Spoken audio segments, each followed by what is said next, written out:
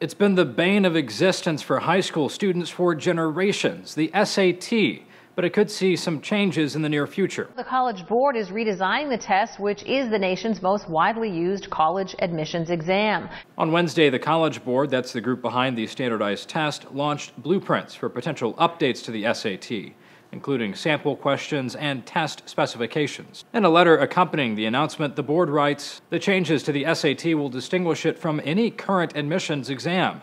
This will be the first admission exam that requires students to cite evidence in support of their understanding of text in both reading and writing." Questions would include real-world applications. One sample question asked students to convert dollars to Indian rupees.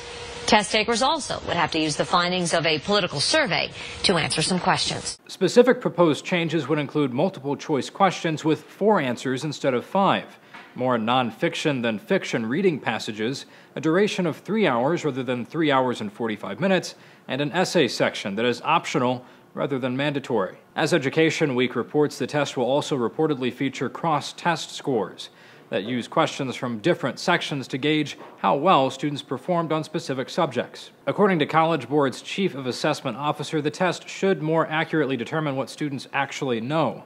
Quoted by the Huffington Post, she says, "It's our goal that the redesigned SAT reflects students' best work, not something that is separate and distinct from their work in high school, but a distillation of what they've learned in high school." The College Board stresses that the proposed changes are just a draft and are subject to change. A new redesigned SAT is slated to debut in 2016. For Newsy, I'm Zach Toombs.